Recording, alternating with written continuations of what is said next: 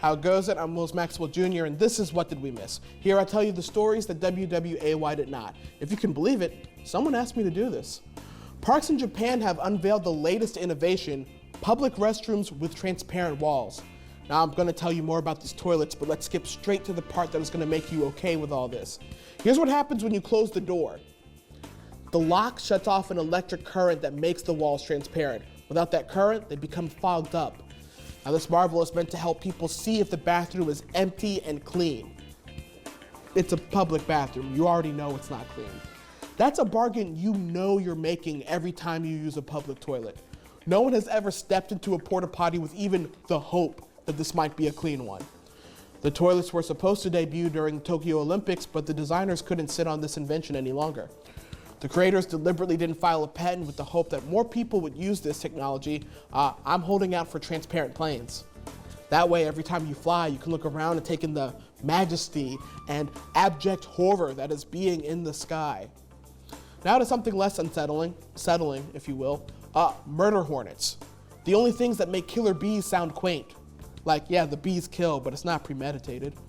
Here's some good news. For the first time ever, scientists in Washington State have trapped 2 murder hornets. They set up over 1,000 traps to capture the hornets alive. They need them alive to learn the location of the nest, and frankly, I don't know how you get an insect to give up that type of information. Are they gonna bring it to a dark room, shine a light in its face, ask questions?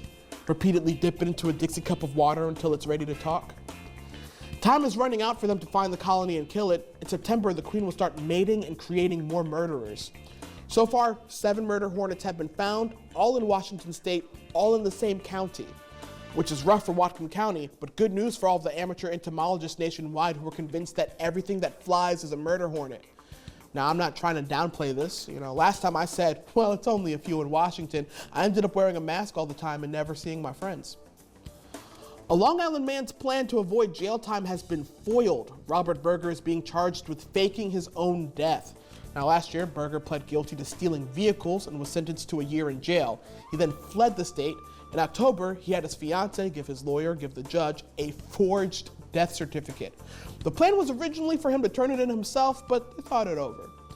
Now, the judge might have actually believed this document came from the New Jersey Department of Health Vital Statistics and Registry if he hadn't misspelled registry.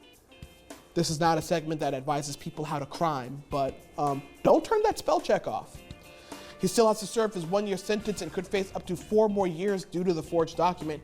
See, the state of New York really hates fake paperwork, whereas car theft is just kind of annoying. By the time they realized he was still alive, his new identity had already been arrested in Philadelphia for stealing. How many times was he planning on faking his death? Fake identities are not a renewable resource. I'm Will Maxwell Jr., and that's what we missed.